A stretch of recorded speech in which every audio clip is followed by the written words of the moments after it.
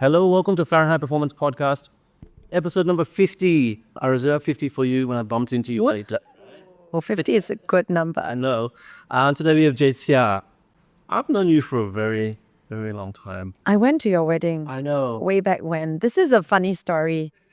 I knew Martin when I was old. My wedding 20th anniversary is coming up in 2 weeks. Oh my gosh, so I've known you for 20 years? More than that. Because we met before the wedding. That's right. Oh my gosh, so I first met you in New York when I was living in New York, and I was good friends with Jan. yeah. And I don't know what your story was with him, but you went to visit him, and then you were his plus one at my wedding, right? It was, I was still in university. That's right. That's what I remember. I was at SMU and he asked me if I'd be a plus one at your wedding. And I was like, yeah, okay. And then I went to your wedding. Yep. I didn't see Martin for years and years after that. And same friend Jen texted me when I started cycling during COVID, and he said, hey, remember Martin? Guess what? He runs a bike fitting shop, and he's asked if you need a bike fit. I was like, yes, absolutely. So I'm very, very grateful, Martin. At that time, I just got my bike and I knew nothing about cycling. I remember that bike. Yeah. Well, you had your name on it. And I still have it. You do? You didn't end up selling it? No, I didn't. But I'm gonna donate it actually to a good cause. So there's a cause called Break the Cycle. Yeah. Where he was on. I had him on. Andrew. Yes, Andrew. Yeah.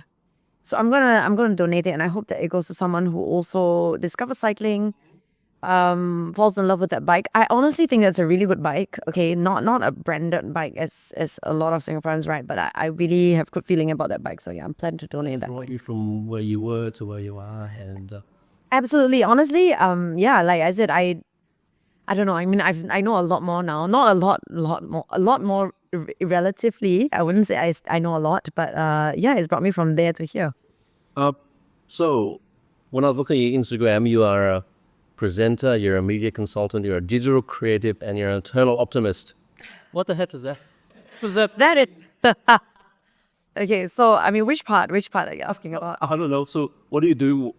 What are you doing these days? It's very hard to answer the question, to be honest. So people who've known me from way back when, it also shows which era you're from. Like if you're a millennial, you'll know me from TV and perhaps radio. If you're millennial and older, you'll know that. Then if you're Gen Z, then you probably know me only as like whatever I post on Instagram. I think Gen Z, Gen Alpha, I don't know.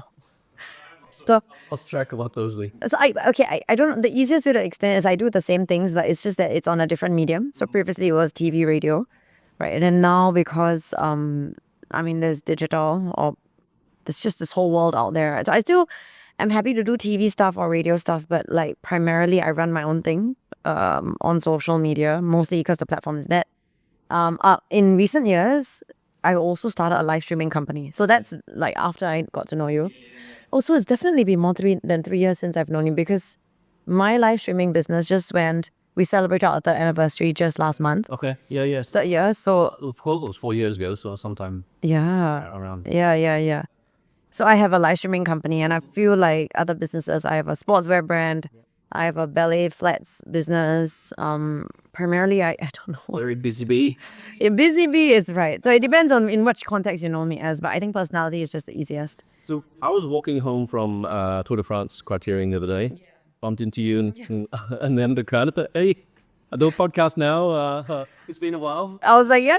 I was like, sure, let's just catch up over a podcast. Let's just make it official. And here we are. Yeah. So let's start from the beginning. Or let's talk about cycling, not the very beginning, but just talk about cycling. Yeah. You started cycling during COVID. What was the story? Why did you suddenly... I was bored to tears. So I am like the eternal traveler, and I like exploring. And of course, COVID like majorly clipped my wings, right? And then on top of being a traveler, I'm what you would call an extreme extrovert, right? So I panicked a little bit when they said you couldn't meet your friends. So I even remember the date of the lockdown. Okay, it was the 7th April, 2021. 2020.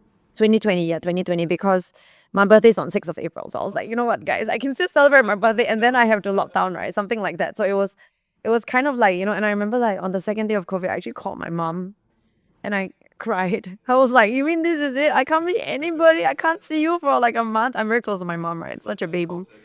Yeah, it's like cold turkey for, I mean, I know that, I feel like extroverts are like the minority, at least I feel that in Singapore.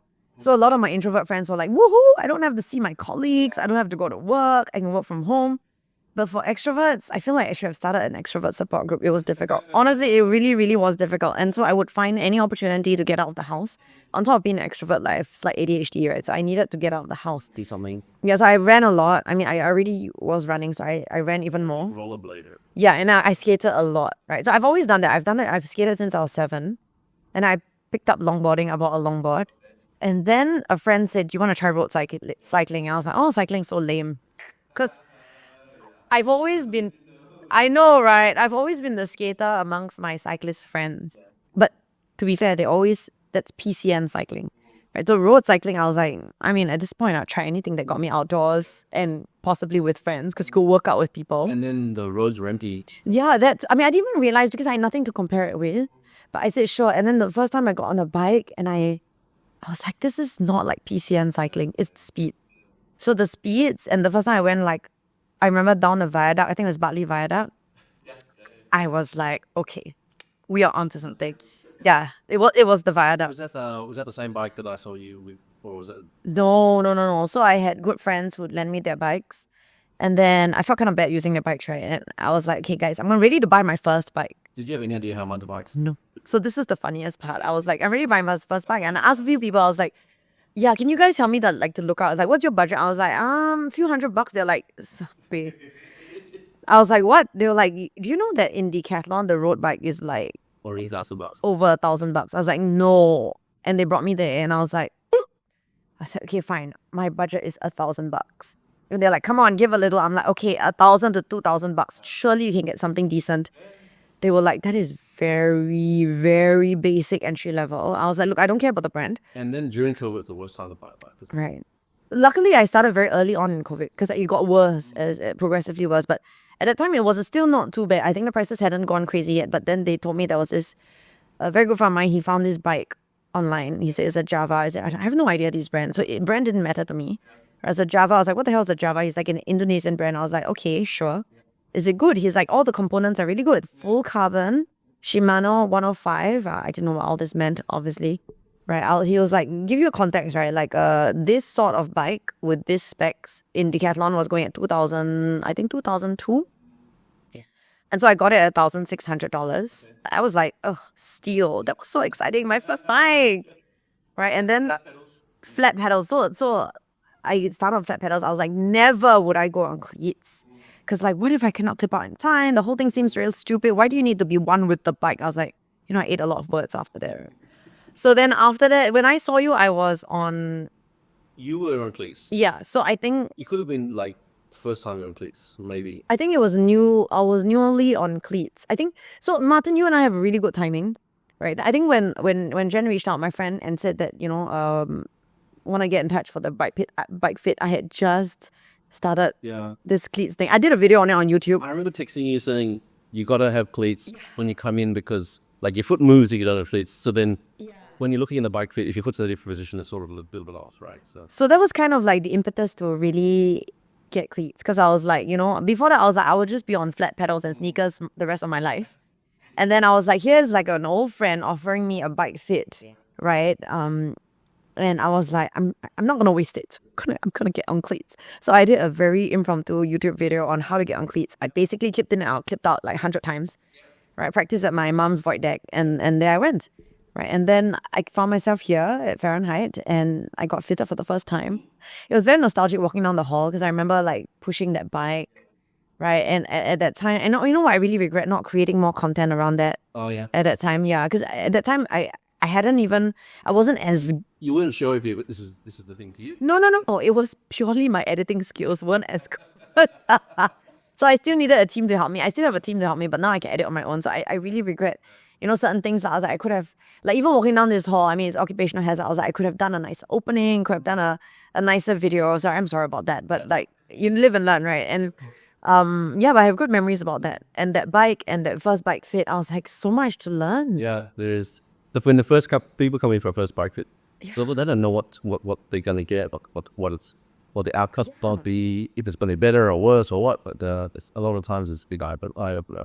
I mean, like I said, I've eaten a lot of words, but at that time I thought it was just cyclists being super extra as usual, right? Like, why do you need a $30,000 bike? Why do you need to pay like a couple $100 for more than $400 for like a bike fit? Like, is it really worth it? And then I got fitted. I was like, oh my gosh, this is like the most worth it thing ever. Yeah. It makes it so much more fun. It really does. The comfort level and everything. But at that time, of course, I was like, what the hell is that? So then you're in the world of cycling, right? And then Yeah, then I... first like shoes and Oh my gosh. Yeah. bib shorts, jersey. I never knew how much these things cost. I mean, I'm really very grateful to the people like you who reached out to me very, very early on. And I will always remember, right? Like Fahrenheit Purpose also reached out and like offered me like a jersey and a bib. And I was like, bib? I was like, that is the most unsexy thing ever. I'm going to be shorts forever, shorts for life. Now I'm like, ew, shorts. Yeah. Gives you like a line. So And then the bibs are really got the big fat pad in there. yeah, and I was like, do I really need this big fat pad? And then I tried it and I was like, wow, the difference it makes of the comfort level. And then the shoes, then I'm also thankful to Specialized for coming in really early as well. So how that worked was I worked with them on a few live streams. And then kind of like we worked out a deal with the Ethos. And then I got my first... Went to the Ethos. I graduated to the Ethos. And that was such a moment also, like when the bike came, it came in this gigantic box. It was a True unboxing. It was a true unboxing. It was a huge box that I got to unbox. Yeah. And that was also like one of those core memories I always remember. Still on that bike, same way. I am still on that bike. So I'm of the view that if it ain't broke, don't fix it. But if anyone wants to sponsor me a second bike, I ain't gonna say no. But for now, I'm actually really happy with... Did a gravel bike or a mountain bike? Okay, so like friends have talked to me about mountain biking and I'm quite sure I will like it. But I Definitely scared of it as well, right? Yeah, but I think that's the part that makes me quite sure that I'll like it because there's going to be some deathly scare factor. I've resisted because of two reasons. Number one is I don't enjoy cleaning the bike. Yeah. And the I'll most say that. I was about to say that. I don't even enjoy cleaning my Ethos. I don't clean it after every ride. I clean it after a rainy, muddy ride. That's about it. Oops. Right. When it's really like too jialat, then I no choice have to clean it. For me, mountain biking in Singapore, I don't mountain bike in Singapore, but I had a mountain bike pro. I don't anymore. It's like you got to drive to the trail, and then you got unpack, and then you got to clean your bike after. And when you're driving to the trail, you're like, Belinda can't use the car because I'm over there. Yeah, the car's like dead. So, And I drive a really small car. So to drive my car, I would definitely need to buy a bike rack. Yeah. Right. So for a while I was working with Skoda and I was driving a really nice big SUV where I just roll the bike in and roll the bike out. That's but even if the bike's muddy, you can't just roll the bike in, right? So. oh my gosh. Yeah, so that's like, and then I stay nowhere near any of the trails, right? In the east, we ain't got no trails. And then, so all these things have made me not want to, because I'm scared if I try mountain biking and I fall in love, Yeah. then, Because you're like a big snowboarding person, right? oh yeah. A whistler, you get a whistle in the summertime, then you can mountain bike. Yeah, so I kind of know that I probably will like the sport. So I'm very worried to get started. Like, I didn't expect to fall in love with road cycling, okay? It was the first viaduct, that was it. So what, from those first rides, did you just like do all the rides in Singapore, fields? Yeah. And just, I basically, so I started and then, it's so funny because one of my least favorite routes as an Eastie especially is weird to say. I hate the TMCR. oh, really? I don't get how people can do that. Like, I don't like, the two places I don't like to cycle in Singapore, TMCR and Lamppost Walk. oh my God, me too. I can give you a high five on that. I don't like either of these. And I gotta say, like, that day when I found myself on the TMCR, I had like a nice, I'm a very sentimental person, so I have flashback of my first time on the TMCR. And I was pushing like 25, right? And I was struggling to keep up. And I was like, how are people going so fast? Right? I was riding a nice bike, but then, obviously my legs just weren't seasoned. I was a very new cyclist, but, obviously now I can get up to quicker speeds than 25, but I still don't like the TMCR. I just don't like coming back through East Coast Park. I'm actually okay with that because I stay near East Coast Park. So it feels like I'm okay to chill and come home. But the TMCR are so boring. My gosh. It's like so long and relentless and flat. Like there's no rolls, there's no adrenaline. It's just flat and flat and flat. And then I'm like, Right. So to me, yeah, that is my least favorite route. But when I started, right, I that was one of the first ones that I tried, and I was like, ooh, because like it's not a normal regular skating route. Like when I skate, it's on the inside path. I don't even particularly like that skating route, and it reminded me of when I was training for marathons, because that would be my running marathon route. Because it's the easiest way to hit like 30 over K, right? And if I stay in the east, it was like easy to get from there. I was like, oh, Because most Singaporeans don't ever get out there. Could go to the airport, unless you're a sports person go around the back up. or an Eastie, yeah, you wouldn't. Right. So I mean, I've done that on skates and done that on like my own legs, like running. So that was the first time on a bike, and that was kind of cool. But when I first started cycling, I was determined to hit every single route, including Lamppost 1, including an RTI that included Lamppost 1 and didn't. Oh, so like the 140, yeah. I did both, right? So I did the 120 without Lamppost 1 and the 160 with Lamppost 1. 60. Yeah, and I managed to document both on YouTube. I mean, I really want to do more content. I just have been a bit lazy of late with the cycling content on YouTube because a lot of my cyclist friends have stopped cycling. That's another sad story. Yeah, but yeah, so I wanted to hit everything, right? And then when I hit all the regular cyclist routes, right? The joke with my friends is, I didn't know this, by the way. They're very nice. They're very accommodating because I ride to eat. So I'll be like, okay, we're going west. I know that this is a really nice coffee shop like at Alexandra. We're going there. Right. And then so they would just find their way around. But then later on, like one of them gently told me, you know, these are not cyclist routes. I'm like, what's a cyclist route? He's like, these are not regular routes. I'm like, why are they regular routes? That's so boring. Right. And Lim Chi Kang and Like, why? And then after I like really got now like into cycling and I cycle with like certain groups regularly, right? I gotta complain, you know, why is it that the cycling community is so rigid? Like, what's with the routes?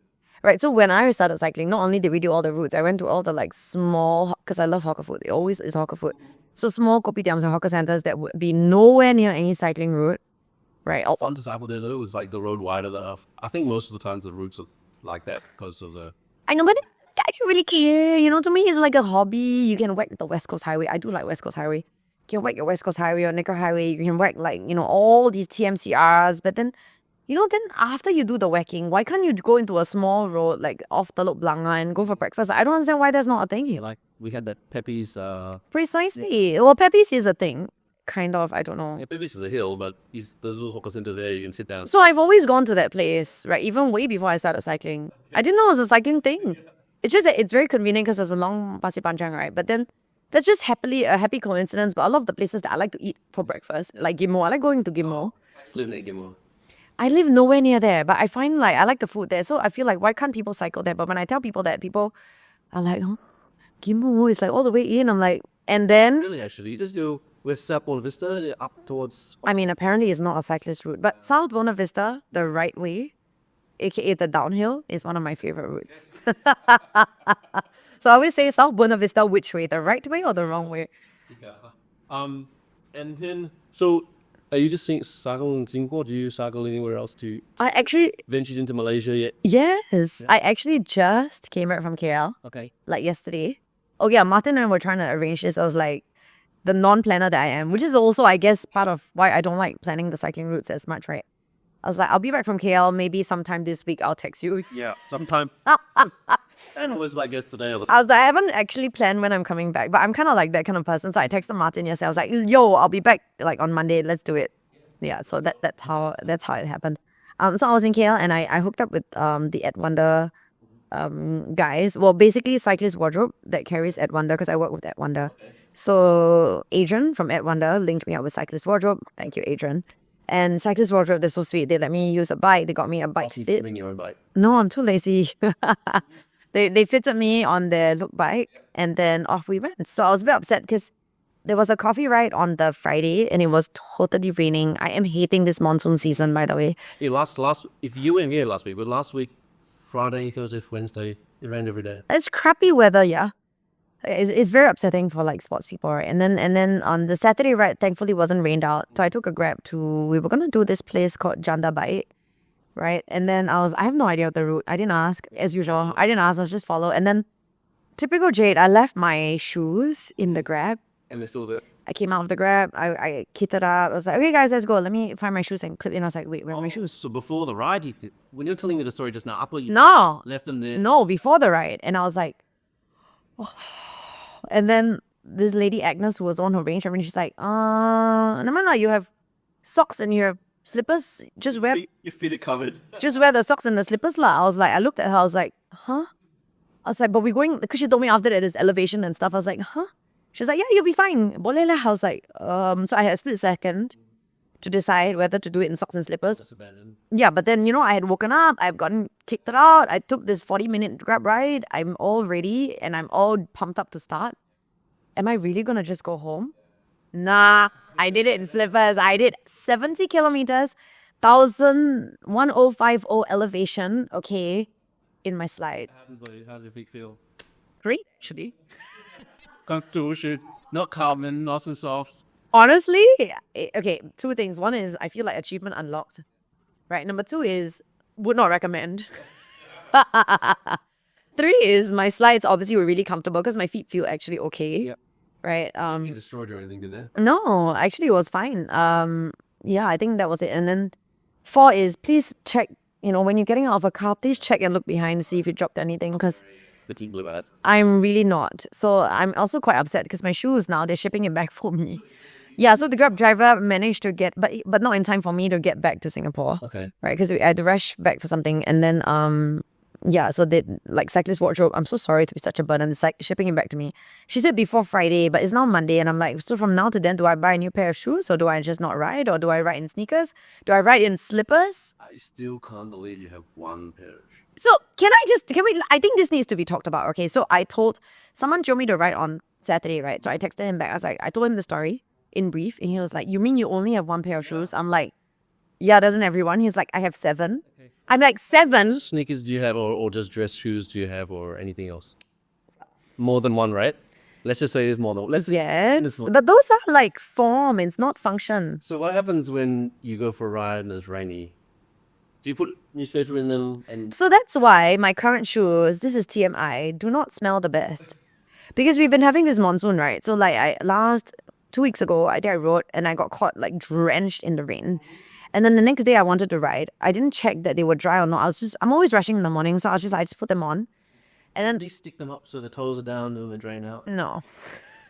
And then the next day I also rode. And then on Friday I was like, ooh, what is that smell? How do we get rid of the smell now? You can't? You get those little shoe balls or I did. coal. They're not smelling like roses, I tell you that. Supposed to expect them to smell like roses. I thought maybe that would give it the rose, make his skull smell like roses all the time. You can get some rose spray and you spray. Take a look at it. Stop working. So if you do get a spare pair of shoes, they can now be your rain shoes.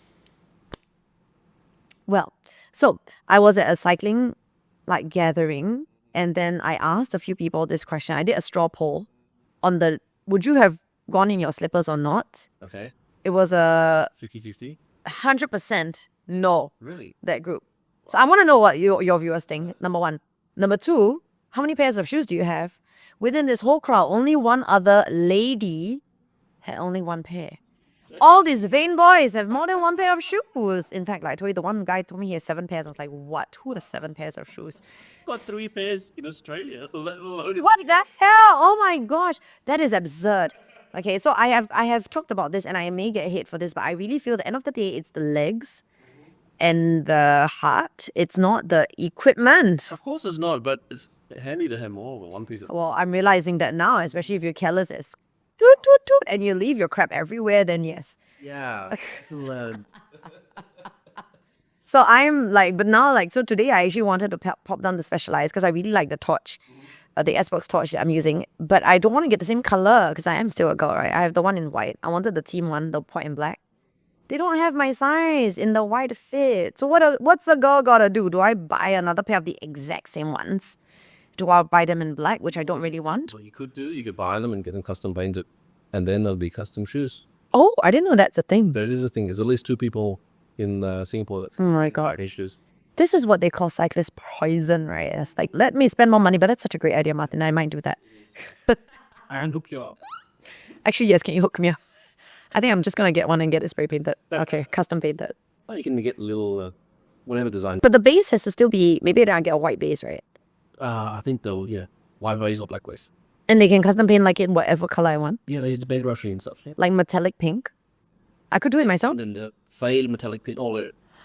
Okay, Martin, hook me up. We got another episode on custom painting coming out. I'm gonna document that. Live stream of a cutting paint. No, I think so. I think it's so cool. Okay, I didn't know you could do that. Yeah, okay. Yeah, we can. Okay. Move on. I'm sure it's yes. So, but you've always been an active person, right? Always. Did you start, like a lot of people during COVID started cycling because, let's just say you're a netball. Netball. I still play So netball. you were a netball player, right? Yeah. When you stopped playing netball, it's like none of the team sports happened for at least. Oh my gosh, it was. Did all the netballers become cyclists? Well, the funny thing is, like when I started cycling, right, I cycled with a lot of my teammates. Yeah. But like no, but they didn't. The people that I cycled with, they actually were already cyclists. I just didn't realize it because I wasn't interested in cycling. But then being the extrovert that I am, once I'm into something, I ask everybody, like, do you cycle? Do you skate? Do you want to go together? I'm that kind of friend, right? So yeah, if you have a new sport and you need more friends, I'm that friend that will bring everyone else together. No, so netball was very sad. At that time, we had to play this thing called Fast Five. Yeah. So it's 7-a-side. It's only 5. Yeah, so I started like training my shooting because I suddenly had to become a shooter and stuff. Yeah. The other good thing is my plantar fasciitis got better because I actually rested my feet a lot. Yeah. a lot. But yeah, team sports, it was so sad. We couldn't play at all. But I've always been active, right? So I just did whatever I could. I mean, I went back to like what I call my secondary sports, aka longboarding, rock climbing, stuff like that. It was sad because we couldn't wakeboard. The wake park was closed. But once they started like letting you go on the boats, I started boarding again. Then I picked up wake surfing, which is not as fun as wakeboarding, to be really honest. But like, I just did everything that was outdoors. I remember at that time, a lot of the clients that were coming in here were rugby players and these sort of team sport players, and they're only picking up cycling because they couldn't do their first love. Yeah. And then as soon as you could do it again, a lot of them just dropped off the map, and that's why the cycling numbers have sort of fallen. Yeah. So I think my first love has always been netball and then skating. Right. And then, I mean, snowboarding, but you can't do that all the time. I did snowboard like the minute I could get out. It is. Also, I got COVID when I was in Whistler, yeah. And I was stuck there alone for 5 days. But that's another story because everyone else needed to come back to Singapore. That was fun. Also, I lost my passport at the same time that I got COVID when I was in Whistler, which was also fun. Yeah. I'm still a teacher Whistler. I know, so you can tell what kind of person I am. Lose the shoes, lose the passport. But yeah, so yeah. But me cycling, I guess I picked it up, but I continue because I do love it. I think I love a few things about it. Number one, I love that it's a morning sport. I really, really love that. So many sports are night sports, like netball, because everyone works corporate, right? It's a night sport now as an adult, and I actually really don't like that. Netball at 5 in the morning. No one is playing netball at 5 in the morning. Why? That would be so perfect. Right, honestly, and then I'll leave 5 o'clock, a bit more leave. I really am a very early morning person, and cycling is like not just an early morning sport; it's a sunrise morning sport. It's not like an 8 a.m. sport; it's a like 5 a.m. sport, and then you. If you reach the right spot in the mist is going up. Oh my god! Yeah. Freaking beautiful. So that's number one reason why I like it. Number two, very close. I don't know which is more. It's a very social sport. Yeah. Which people don't realize because they're like, it's an individual sport, but it's highly social. Especially if you're in a group of a group of 10, right? You'll speak to the 9 other people at least once. No, yeah, really, really. So I'm like, again, the extrovert in me loves that it's a highly social sport. I think a lot of golfers that, when I talk to them, they say, well, you used to play golf, but you're in the golf buggy and there's one person next to you. You might see the 2 people in front of you. You might see the 2 people behind you. Yeah. But then they go for a ride, and then the 9 people that you're continuously talking to, and so much more. It's great. So I don't understand how people can cycle and not have breakfast. Number one, aren't you hungry? Number two, don't you want to talk to people? At the end of the ride. I have quite a lot of people because some of the people I ride with, they rush back to send their kids. And I'm like, Yeah. And some of them are, you know who you are, introverts. They actually prefer not to have breakfast. I'm like, why? Right. But like, that's what I love about the sport. I've been organizing rides recently that we think of where we're going to finish. Of course.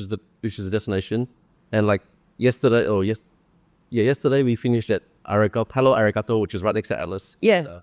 We're going to finish here. Now let's plan a route to go around. See, you have got the right idea. That's the way to plan it. So that's how I used to do it. But then now I feel like the sport has evolved, at least for me.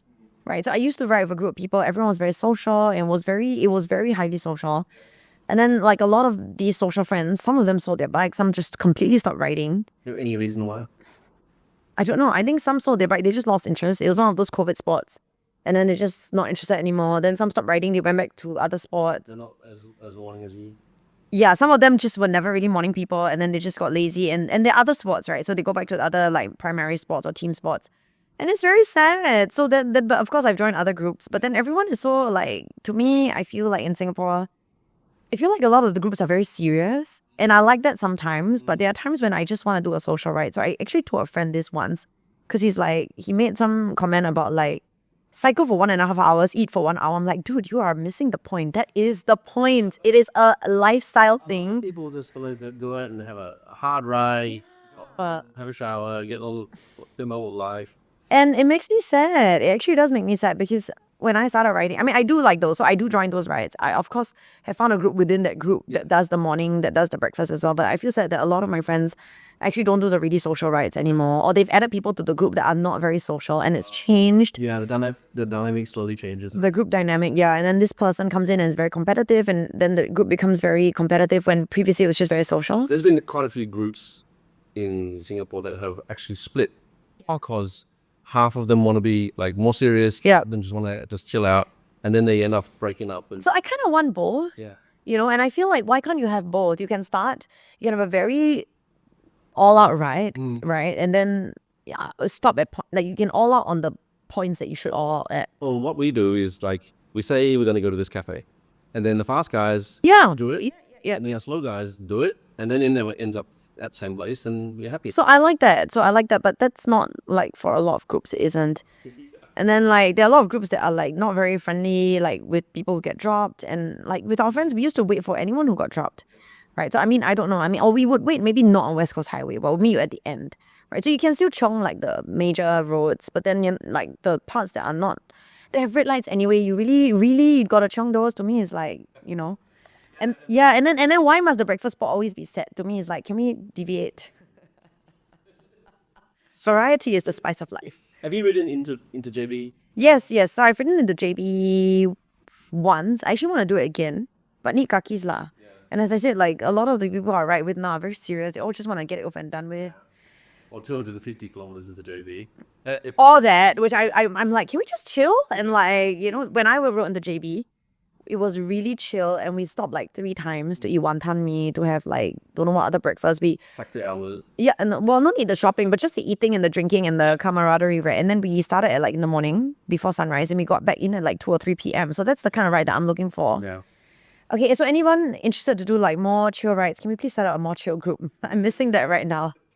I have like enough chong groups to go with. Yeah. Dim Tam, have you done those yet? No, so because the people who have asked me to go for those, they're not chill. And if I'm going to go overseas, I kind of want it to be more chill. What you might like about those places is that there's actually dudes you can call up, and they have a van, and they have drinks in the van, and they will follow the group, and then... Yeah, but the group has to be in alignment, right? So if the group, I don't want to be like, the group has to all be aligned, like this is going to be like a party trip, right? Not going to be a, let's go as fast as we can. Oh my God. So that's like the groups that I got invited to, and I'm like, yeah, I just like, no. You just need to find a tribe again. I need to find a tribe again. Like I have a few people who like, but I need to get together people who are a bit more chill sometimes, who want to do once in a while like really chill things. Right? And I'm a lazy organizer, to be fair, so that I don't want to be the organizer. So you want to show up? Yeah. So that's why it's not happened as well. But maybe if I have more time, I'll be the organizer of a very chill. But it doesn't sound like you're gonna have more time. Yeah. Also that. Yeah. Also that. Well, it's at the end of the year now, right? Yeah. Generally have more time. Yes, I do, because for live streaming we kind of slow down a little bit at the end of the year when everyone else is traveling.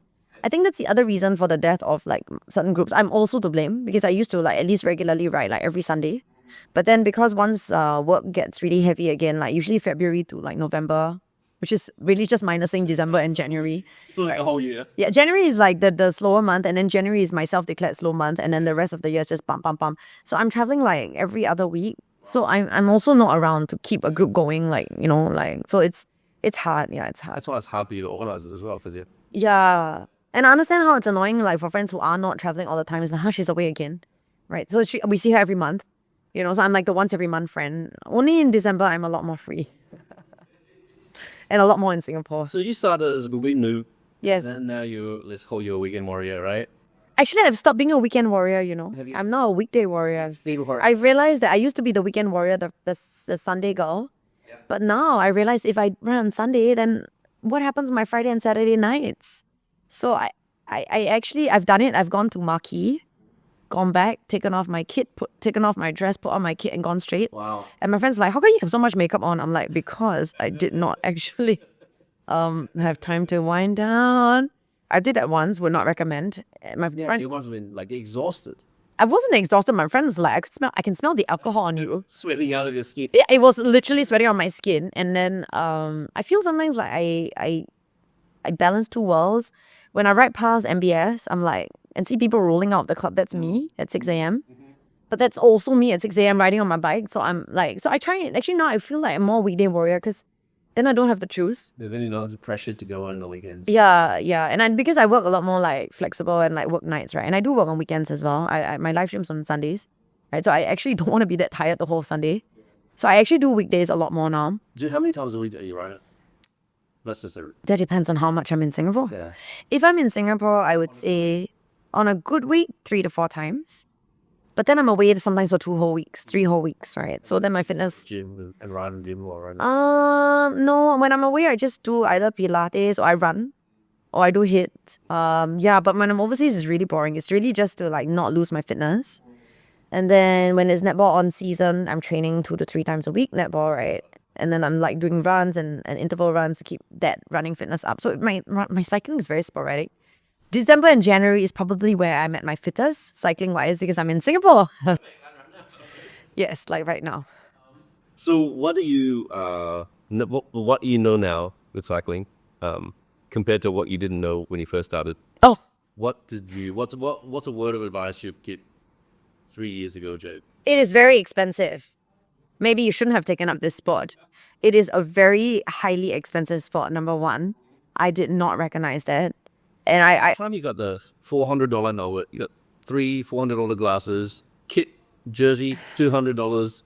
It's already thousands of dollars already. it is thousands of dollars. And like I'm thankful to all the sponsors. But even then, of course, I still do buy stuff because, you can't help it, right? You see it, you need to support your sponsors as well. So you buy as well, right? So it's not a cheap sport. That's number one. Number two, I think what I would have told myself then is just try because I really did cycling. I was like, so boring, so like with skating is so much more free and all that, but the speeds you get up to. And a lot of people, Yeah. a lot of the drivers in Singapore, they find the cyclists as sort of pests. Oh my gosh, don't even get me started. So And no, so if you're like, you might have come in with that mindset, right? For example. no, okay, honestly, I did not come in with that mindset because I ride a motorbike. So I ride a motorbike. So I feel like drivers I drive as well as ride a motorbike, right? And I feel like drivers are horrid to people on 2 wheels. To a lot of friends. So even before I started cycling, obviously I ride my bike on the road as well. And then people, I'll be in friends' cars and they're like, oh my gosh, look at this motorcyclist. Why is he taking the whole lane? I'm like, hello, we're supposed to take the whole lane. Or they'll be like, why? Playing with the lane. Correct. So they complain. They're like, why are they on the divider? I'm like, because you complain when we're in the main lane and then you complain when we're on the divider. Come on, guys. Right. But then technically, can I just say we are supposed to take the whole lane as a motorcyclist, right? And then they will complain, oh my gosh, why are there cyclists on the road? And I'm like, guys, we are like on a motorized vehicle. They are on their 2 legs, right? And even before I started cycling, I would always take the side of the cyclist. But after I started cycling, oh my gosh, of course I take the side of the cyclist and I get, but before I didn't know the actual rules, right? So people will complain, oh my gosh, so annoying. Why are they riding 2 abreast? Now I'm like, hello, we are allowed to ride 2 abreast, 5, or, in a group of 10, but people still complain. And Why are you a meter from the curve? And then you ride a meter you ride close to the curve and it's so scary. Like, spas. I get so annoyed. So now I'm always the minority amongst my friends because most of my close friends, right, they are not even sports people. Okay. And they're always bitching about cyclists and I get so annoyed. And I'm always like the only one at this party, right, literally. And I'm like, well, you guys don't even pay road tax. I'm like, guys, can we not be more gracious and share the road? Right, as a motorcyclist, I also pay road tax. Maybe less than your car, but like, I don't pay road tax as a cyclist, but would it really kill you to be a bit more gracious? That's all I'm saying. Is that 3 things that I'm supposed to tell the... Not go too deep into that. Let's not go too deep. The 3 things I would tell the young 3 years ago Jade. 1 is it's very expensive. 2 is motorists really hate your guts. 3 is cyclists are really nice. Like really, really nice. And can I just say kudos to the Singapore cyclists because when I've gotten my chain drop or flats on Singapore roads, usually I'm with friends, but like on the rare occasion that I'm not, someone always stops to help. And even when it's me in a pack and someone is on the side of the road, someone in my pack will always stop to... Yeah, or yell out. Yes. Yeah, you're right. Even if they don't stop, they will yell, "Are you okay, mate?" So I was on Chanda Bike, right? Recently in K on my slides. Yeah. Right, so I was like, guys, just go ahead. I may not be able to keep up on the, especially on the ascents, right? Because I can't lose the pull. My chain dropped. Yeah. And I was like, oh my gosh, why? I'm already on slides. And I stopped, right? And I tried to put it back. And I'm not great at this, I admit. I can, but... And then 2 cyclists came by and thinking, I was so excited because I thought they would stop. No, they just rode past me. 3 guys, can I just say, Malaysia. That was not a good experience, okay? In Singapore, the minute I'm on the side of the road, someone would stop for me. And cyclists are so nice. They always stop. And I think cycling is great because it's a huge cross-section of the society, right? You could be cycling next to an architect, so it could be an art director, it could be a fashion designer, it could be... Yeah. Right? And Yeah. so it's like you see all these different people, you interact with all these different people. It's not like the same type of personality. It is not. I think my only grouse about it is that it's really expensive. So there is that barrier to entry. I think that's also why I really am very keen to donate my bike. Because I feel like I wish that more people would be able to afford to get into the sport. Yeah. Right. And I mean, there are groups that are a little bit elitist, like they start your bike. I mean, come on. A lot of people ask me, Jay, you've ridden this bike for 3 years. Aren't you going to change? I'm like, I actually have no plans to change my bike. Got a 10-year-old rim-road bike. Yes, but yeah. But I mean, it's one of those, right? If you care, then you care. I don't really care. Right, but And I think Breaker Cycle is a great initiative as well I actually really think so. because I really... a whole episode about that and go into how they getting into cycling is great for people who have a cycle of prime because it takes their mind off what they could be, the bad things that they should be doing, and then they think about these good things that they could be doing, and it's sort of that's breaking the cycle, right? Yeah, absolutely. I feel like I need to interview Andrew now. Right? No, really, I really believe it's a really good cause. I feel like sports in general is something that has saved myself from a life of debauchery.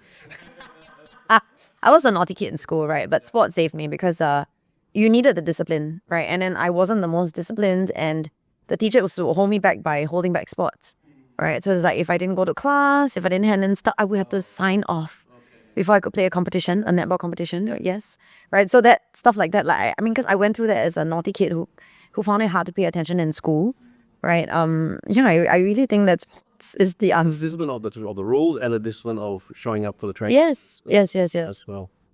Okay, and have you ever done any sort of events? Have you did OCBC cycle or do you ever done any races? Is this just not you? No, so someone like I'm looking at you, Clarence, convinced me to do a TTT Oh, less than a year into my riding journey. at your favorite place as well? Yeah, at my favorite place as well. I had just gotten my ethos. Yeah, it was less than a year in, and I was convinced to do a TTT at OCBC. How was it? It was the scariest shit I've ever done. You're gonna try so fast and so close. I've never done like I don't know what I've never. Okay, so I low key and high key panic before everything. Right. I mean, I guess it's something that people don't know and a side that people don't see. Right. I really do panic before every big thing that I'm about to do. And I will always agree, I'm very eternally optimistic. Right. So at that moment, I'm like, Let's go. I'm not sure. But then a little bit of convincing, I'm like, yeah, okay, let's just do it. Right. So I was like, yeah, okay, let's do it. I trained for it. But then the night before, I almost threw up because I was that scared. And I actually burst into tears because tears are a form of release. I was like, why am I doing this? Before, during, or after the race? The night before. Before. The night before, right? I will have to go through this process. I know it's a process for me that I always go through things that scare the hell out of me. But yeah, I always do things that scare the hell out of me because I do believe in pushing out the comfort zone. So that was like the scariest thing. The morning of was scary as well, but I was calmer the morning of. I think the night before was when I really panicked. Right? Then the morning of, I was okay. But I really did kind of panic. I definitely lost time at the U-turns. Because I'm not, like, I was very new and like I've always been much better on skates than on bikes. So even like people who watch me said, like there was like a kindly old man who watched me, he said in Malay, basically he said like you lost out at the U-turns, like you're actually pretty alright, but like your bike shift, your gear shift and your U-turning is not great. You went into the hard gear or like I think so. I mean, I think super easy or something. very noob. I just really wasn't good at the turns. I'm not sure I'll do it again. It was scary, but I'm glad I did it. And I'm glad I did A it. grand fondo or a mass participation event. Because you've done marathons before, right? Which is sort of the same. Yeah. I think I just am not so in tune with cycling races as I mean, how does the Grand Fondo thing work? Well, grand fondo is sort of, let's say, New York Marathon, right? You have the people at the front who are competing, Okay. and then the rest of the people just going in for the ride. Oh, Right. So you can be at the front and go as hard as you want and go with that first group and just like hammer. But then there's I think I could be okay with doing that, but I'll be scared someone pushes me off the bike. yeah. I don't know about that. Is it like a little jumping or sure? Yeah. Crashes next to you or something. Yeah, I'm not sure about that. Yeah, I'm not sure. I'm not done though. So the only thing I've done is the OCBC TTT, which was an amazing experience, but also scared the hell out of me. So you're not doing it next year. I don't have any immediate plans. Someone recently, one of my one of my cycling friends, I think I have the clock 2.4 timing for netball during on season, and then I think I posted my timing, and he was like, "You're really fast." I'm like, "I'm more of a runner than a cyclist. I've always been a runner and not a cyclist. I was in track and field, but he's like, you should do a duathlon." Oh, yeah. It got me thinking. I gotta say, Meta Sprint Series is coming out. It's aquathon is a swim yeah, I can't swim. Okay, swim bike. No, they have three. Oh. Swim bike, and then they have a duathlon, which is run, bike, run, and then they have a triathlon in that order, so you can build your way into the triathlon. So duathlon, you run 5K, you bike 40, you run 5, something like that. that actually seems doable. Yeah. So I am more confident a runner than a cyclist, even after a couple of years on the bike. But I don't know. I don't know. Maybe. That what I'll be. Maybe that could be interesting.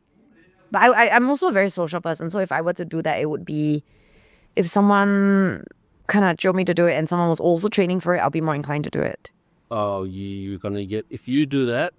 There's a whole nother world of triathlon. Which is even more expensive than cycling. If you do a 17.3 one day, it's $500 USD just to enter it. You think cycling is expensive? Triathlon is way more expensive. Wow. Okay. Well, we'll leave it for now. I am planning to go snowboarding this season as well. I have like quite enough expenses. Okay. Thanks, Jade. What next for you this year? Next year, let's say. Still more of the same? Yes, I will continue to push my live streaming business. Kaki Live, by the way. I'll have a plug if you guys are keen. I still have my athleisure wear, which is Juu Jaa. And I've just launched a lambskin belly flat business called Squee. It's Squee Shoes, right? So I'll be doing that as well. And I'm in the pipeline and talking about doing an innerwear line. Like, I would say lingerie, but lingerie is like sexy. It's like functional innerwear that girls need. I mean, I started out as a model when I was 14, right? And then when we go for jobs or castings, you have to wear very functional innerwear that basically doesn't show underclothes, right? So because I sell clothes on Kaki Live, people always ask me like, does it show like this white dress? Can you see your undergarments? So I'm kind of developing a line that doesn't show because it's a fashion thing, yeah. Martin is looking at me like absolutely confounded. Like, I'm sure Do you wear underbib shorts? Yeah, that is his face. Is like, do you wear underbib shorts? Do you wear under the jersey? Or like... Never talk to straight men cyclists about these things. My last question is always, how do people get a hold of you? At Jade Seah? Yes, please follow me on Instagram at Jade Seah. I'm also on TikTok at Jade Seah and on YouTube at Jade Seah Official. I heard, I didn't, yeah, I saw this morning your Instagram is almost 100,000 K. It's 100,000 followers. You got 99.6 or something. So Yeah, guys, help me get to 100K. How about give away a prize once I hit 100K? okay, Jade. Thank you so much for Thank you, Martin. go for a ride. Let's go for a chill ride. Yeah, we haven't ridden together in ages as well. I insist it's chill, right? And I insist that it's around a good breakfast. I remember the last time I rode with you, we were going down Lim Chu Kang, and for some reason you suddenly pulled up a balaclava, like a buck, and then you had long sleeves on, and I try to... that must have just come up or something. I am no spring chicken, and I want to maintain this for as long as possible, as naturally as possible. You were just gone. I'm like, where? You can't see the face. Once the sun is real hot in the sky, it's like zip, sleeves, neck, face sleeves. Would recommend ladies and boys. We catch up again, okay? Thank you. So one last thing, Jade.